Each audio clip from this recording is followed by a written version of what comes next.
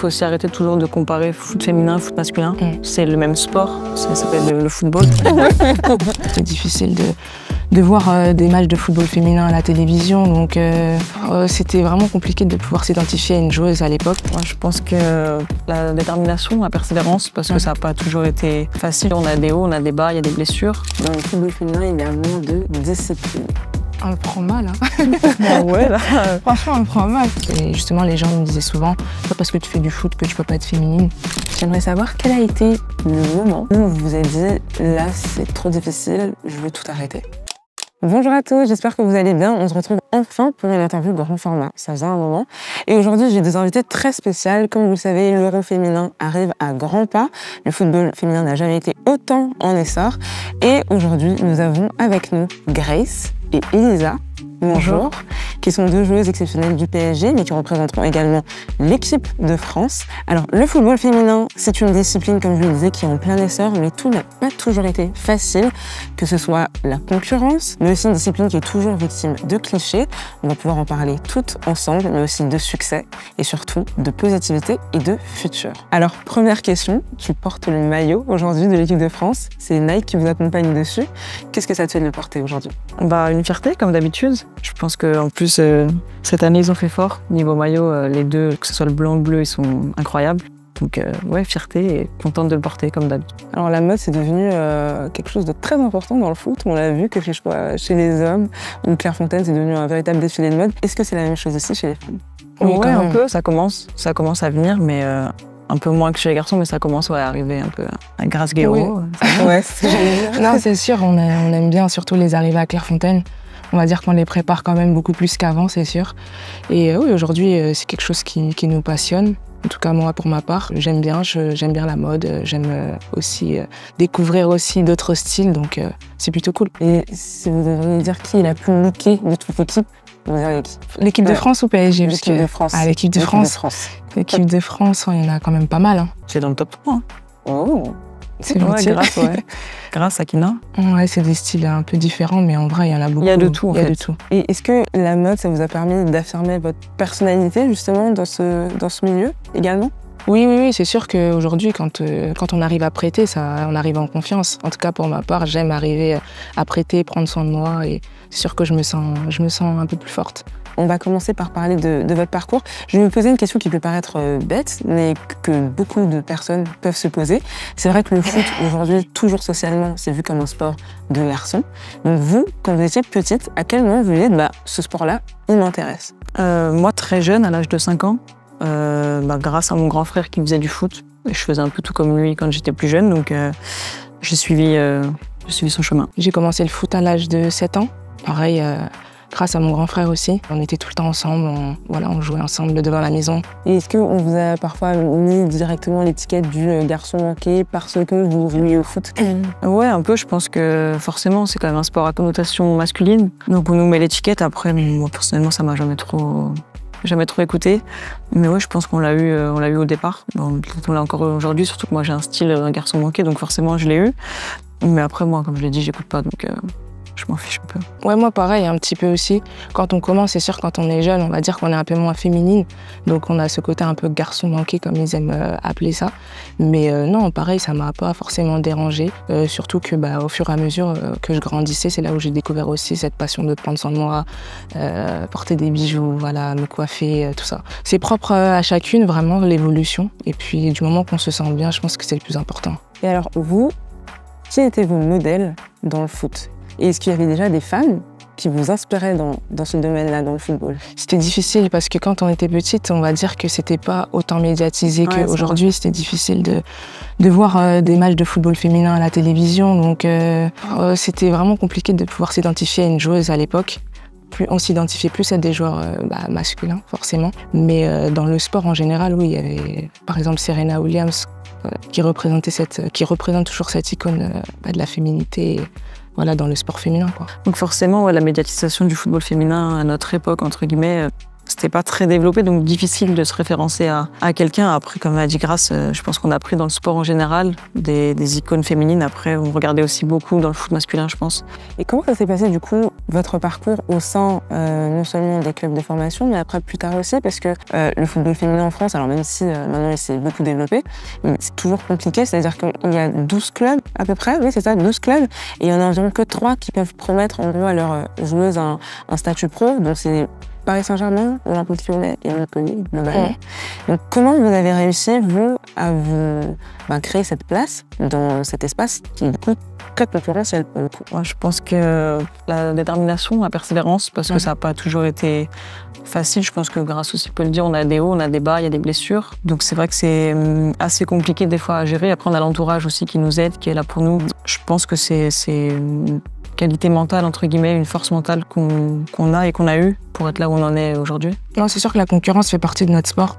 Donc déjà, dès le plus jeune âge, on est préparé à ça. On quitte la famille très tôt aussi, donc c'est jamais évident. Mais ouais, il faut être bien entouré, essayer vraiment de toujours se battre, ne jamais lâcher, parce que la concurrence, elle est là aussi, se faire sa place et puis ouais, jouer avec ses qualités. Hein. En termes de discipline, elle ressemblait à quoi et elle ressemble encore à quoi aujourd'hui, nos journées, justement? On se lève le matin, on va au petit déjeuner au centre. Après, on a tout ce qui est soins, pré-échauffement en salle de musculation ou soins avec les kinés. Après, entraînement sur le terrain. Donc ça dépend ce qu'on fait à l'entraînement, ça dure généralement 1 heure, 1 heure et demie.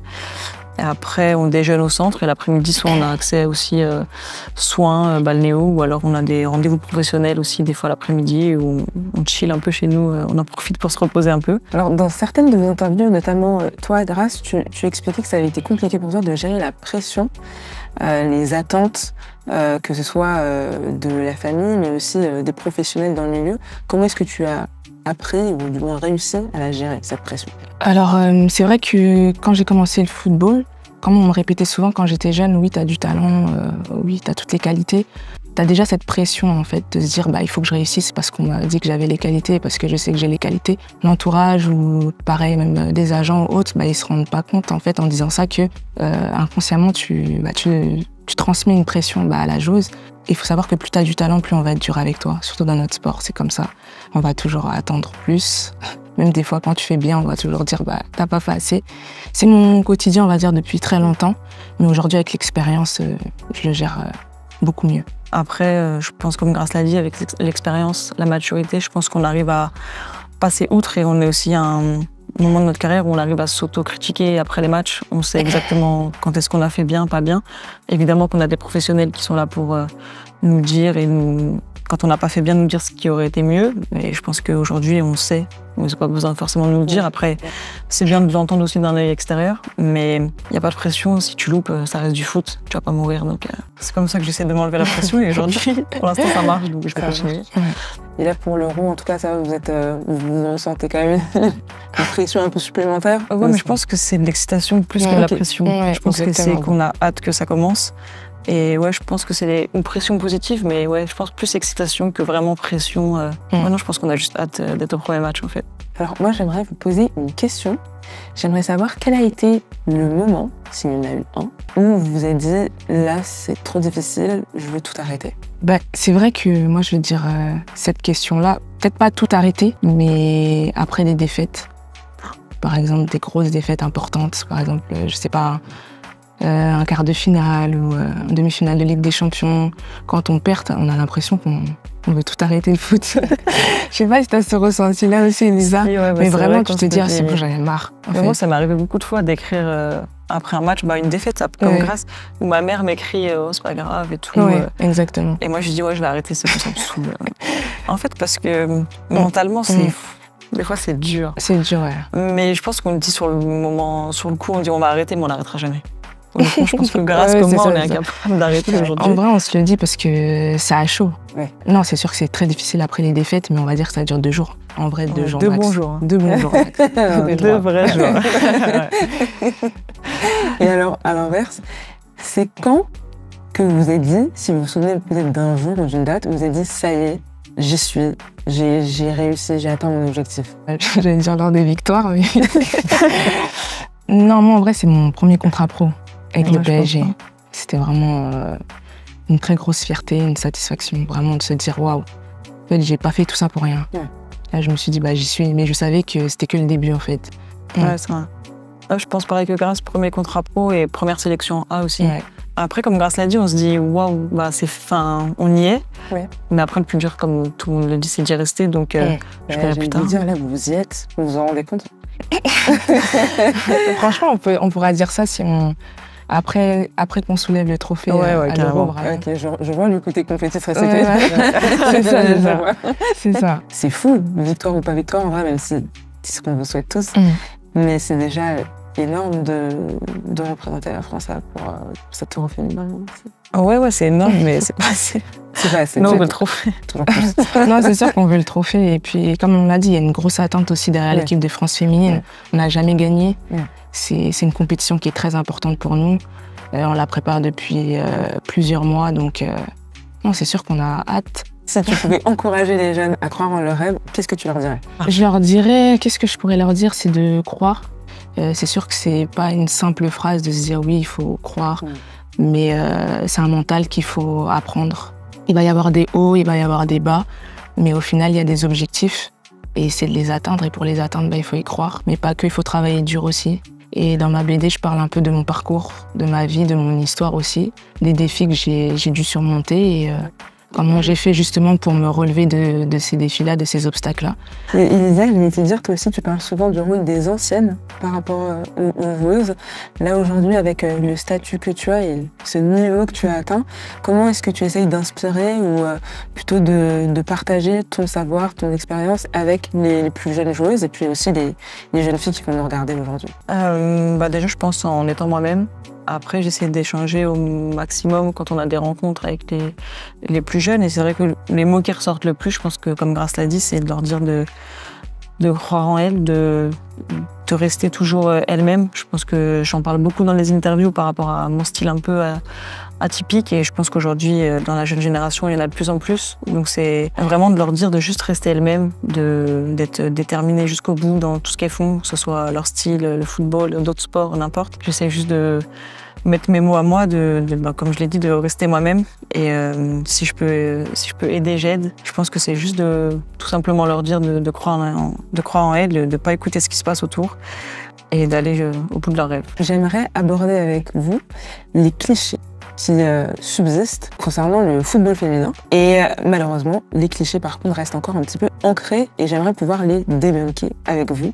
Est-ce que vous êtes prête? J'ai sélectionné les 4 qui reviennent le plus souvent et j'aimerais avoir votre avis dessus. Ok. Alors, le premier, c'est que encore beaucoup de gens estiment que le football féminin est moins spectaculaire que le football masculin. Vous leur répondez quoi? C'est faux. On a fait plusieurs matchs, notamment avec l'équipe de France, où vraiment les stades sont remplis. Je pense que les gens qui disent ça, c'est des gens qui n'ont jamais vu du football féminin ou qui peut-être vont tomber sur certaines vidéos, sur les réseaux sociaux. Voilà, on sait comment c'est les réseaux sociaux. Des fois, ça sort plus le négatif que le positif, ce qui est dommage. Mais ouais, la seule chose qu'on peut leur dire, c'est de venir voir un match. Non, moi je suis d'accord avec ce que Grace a dit. Après, je pense que faut aussi arrêter toujours de comparer foot féminin, foot masculin. C'est le même sport, ça s'appelle le football. Donc après, je pense que comme dans tous les sports, il faut prendre le côté physiologique aussi. Une femme, c'est pas la même chose qu'un homme. Donc oui, il y a peut-être un peu moins d'intensité, mais je pense qu'il y a autre chose. Il y a la technique, il y a la tactique. Je pense que comme Grace l'a dit, il faut juste qu'ils viennent voir un match et ils verront par eux-mêmes. Alors, le deuxième cliché, reste, c'est qu'on estime que le football féminin est plus doux, il y a moins de concurrence parce que ce sont des femmes, donc il y a forcément de la sororité. Est-ce que c'est vrai ou est-ce que c'est faux? Nous, on trouve qu'il y a de la concurrence, peut-être parce que nous, on est dedans. On va dire que c'est plus doux, je sais pas, parce qu'on voit quand même des matchs, quand par exemple c'est un PSG Lyon, il y a des coups. Donc après, comme on a dit, il y a énormément d'avis différents. Donc non, c'est sûr que des coups, il y en a. Des duels, il y en a. La concurrence, il y en a. Alors, le troisième, mais bon, je connais déjà votre réponse. Dans le football féminin, il y a moins de discipline. On le prend mal, hein. Ah ouais, là. Franchement, on le prend mal parce que on est quand même super strict envers notre vie sportive. Voilà, on fait vraiment attention à notre façon de manger, notre façon de récupérer. Aujourd'hui, on est des athlètes de haut niveau. Et pour être au haut niveau, forcément, il faut de la discipline. Dire qu'il n'y en a pas, c'est un peu vexant. Mais on va pas mal le prendre parce que, comme je l'ai dit, on est dedans, c'est notre métier aujourd'hui, on sait pourquoi on en est arrivé là. Parce qu'on a dû justement se battre, justement mettre aussi notre vie en dehors un peu plus de côté. Voilà, on n'a pas eu la même enfance que tout le monde, on a dû être en centre de formation, comme je l'ai dit très tôt. Non, mais moi je suis totalement d'accord avec ce que tu dis. C'est pas vexant, mais niveau ego, on prend un coup parce que si on en est là aujourd'hui, on n'a pas juste claqué des doigts et on est arrivé là, donc on a fait beaucoup de sacrifices. Encore aujourd'hui, niveau vie privée, niveau même voir notre famille, c'est quand même assez compliqué. Donc je pense que ça fait aussi partie de la discipline. Après, le mot sacrifice, c'est fort parce que je pense que quand on le fait par passion pour le football et même parce que c'est notre métier, c'est pas vraiment le mot utilisé, mais en tout cas, on a une discipline sur ce qu'on mange, sur ce qu'on fait, la récupération, tout. Donc si on en est là aujourd'hui, c'est grâce à cette discipline. Donc je pense qu'il y en a un minimum quand même. Et du coup, il y a la 4e qui est concernant les inégalités de salaire. À savoir, c'est normal que les footballeuses soient moins payées que les footballeurs comme elles sont moins regardées. Oui, c'est vrai qu'en termes de médiatisation, c'est pas la même chose. On le sait, ils sont 4 fois plus médiatisés, 5 fois plus médiatisés, 10 fois plus médiatisés même. Comme je l'ai dit, on est encore dans le développement du football féminin. Aujourd'hui, on est ces ambassadrices-là. On le sait que demain, ça va encore évoluer. Les salaires, on l'a vu déjà en quelques années, ils ont doublé, voire triplé. C'est pas un sujet tabou, non. Les gens, ils aiment bien dire que c'est un sujet tabou. C'est pas un sujet tabou, au contraire, parce que nous, on sent cette évolution. Voilà, on parle de salaire, mais avec tout ce qui va avec le football féminin en général. Ouais, les infrastructures. Les infrastructures. Nous, au PSG, on a cette chance d'avoir un campus. On vit ce développement-là. Donc aujourd'hui, non, c'est pas un sujet tabou et on a envie que ça continue à évoluer. Et je pense que d'ici quelques années encore, ça va vraiment s'accroître et grandir. Et c'est ce qui nous donne aussi de l'espoir. Nike, en plus, qui nous accompagne aujourd'hui sur cette interview et qui vous accompagne au quotidien aussi, fait partie du coup des sponsors qui maintenant poussent un maximum toute l'équipe de football féminin. Est-ce que vous avez ressenti justement ce changement avec les marques, les sponsors, ce nouvel engouement autour de vous, justement? Ouais, je pense que ça a évolué. Déjà, quand on a commencé en pro et maintenant, je pense que ça a énormément évolué. Et comme tu l'as dit, je pense que Nike, on le voit, nous, même tout ce qui est shooting, je pense que ça n'existait pas forcément. Enfin, moi, je me souviens pas de... Donc, je pense que ça a énormément évolué. Il y a beaucoup de marques aujourd'hui qui veulent sponsoriser soit des clubs féminins, soit des athlètes en personnel. Donc, je pense que c'est bien, ça évolue. Après, je pense que comme Grace l'a dit, aujourd'hui, on est les ambassadrices, entre guillemets, de cette évolution. Et on fait tout pour que ça soit encore mieux pour les générations futures. En tout cas, on essaye. On le ressent, comme je l'ai dit aussi tout à l'heure, on ressent cette évolution. Quand on vient et on a besoin de faire des shootings, on a besoin de faire nos cheveux, on a besoin de faire tout ce qui est make-up. Donc avant, il n'y en avait pas. Ils ne prenaient pas ce temps-là pour le faire. Nike nous met ça à notre disposition, mais aussi les maillots. Très important, les maillots, parce qu'avant, il n'y avait que des maillots pour les hommes. Au niveau de notre morphologie aussi, c'est bien, c'est plus cintré, c'est plus girly, donc franchement on kiffe. Qu'est-ce que vous diriez aux jeunes filles, aux jeunes femmes qui nous regardent, donc à toutes les jeunes filles, toutes les jeunes femmes qui nous regardent et qui seraient intéressées par commencer dans le foot féminin, qu'est-ce que vous leur diriez? Faites-le, il ne faut pas se mettre de limites. Voilà, c'est pas parce que nous on a commencé plus jeune qu'on va réussir forcément. On sait qu'il y a des joueuses qui ont commencé beaucoup plus tard mais qui ont réussi à atteindre aussi l'équipe de France. Rien n'est impossible, hein. En vrai, il faut juste y croire. Voilà, je reviens sur ce mot-là. On ne s'inscrit pas au foot tout le temps pour réussir ou pour se dire oui, je veux être une joueuse pro. Des fois, c'est juste pour kiffer. Des fois, c'est un loisir, juste avoir une activité, on va dire. Donc, c'est juste prendre du plaisir. Quand on a commencé, nous, c'était hyper difficile de se projeter, de se dire c'est sûr que je vais finir joueuse pro et c'est sûr que je vais réussir ma vie en faisant du foot. On s'est jamais dit ça. On a commencé le foot parce qu'on était passionnés. S'il y avait une phrase, ta petite phrase de motivation que tu dirais dans le miroir ou que tu dirais aux gens de se dire dans le miroir, ce serait quoi? Moi, je pense que c'est celle que j'ai sortie il n'y a pas longtemps en interview par rapport à mon style, c'est « Sois toi-même, les autres sont déjà pris ». C'est très bien ça. J'aime beaucoup. C'est pas just do it, mais... Non, moi, c'est sûr, c'est croire en soi. Croire en ses rêves. J'allais dire croire en ses rêves. Croire en ses rêves, non, c'est sûr. Croire en ses rêves, c'est sûr que moi, quand j'ai grandi, j'avais énormément de rêves. Je m'étais toujours fixé des objectifs de jamais lâcher, de jamais abandonner. Et quand je vois mon parcours aujourd'hui, je suis fière. Les vrais metteurs d'espoir, encore une fois. Parce que comme tu disais, t'es arrivé en France, t'aurais pu te sentir perdu, pas trop savoir quoi faire. Et le fait que t'aies réussi à trouver le foot comme non seulement comme passion, mais après, tu sais, comme chemin de vie, ta manière de t'affirmer, de te trouver, je trouve ça super beau. Exactement, c'est ça. Toi aussi, Elisa, ça a été le foot qui t'a permis un peu de te découvrir Ouais, je pense, carrément. Et puis même d'affirmer un peu ce style. Oui. Je pense que le football m'a beaucoup aidé. Oui. Carrément. Tu dis beaucoup, j'en reviens dessus parce que tu dis beaucoup ce style, comme si c'était vraiment quelque chose qui te différenciait, ou du moins que les gens t'avaient fait comprendre que c'était quelque chose qui te différenciait. Ça a été le cas?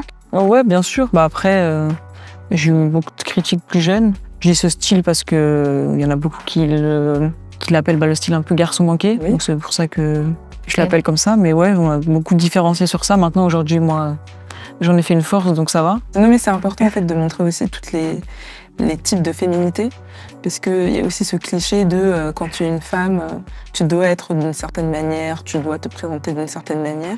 Et je trouve ça hyper important, et c'est pour ça que j'étais même très contente de vous avoir toutes les deux, parce que vous êtes un duo qui représente la féminité dans toute cette diversité, dans toute sa représentation.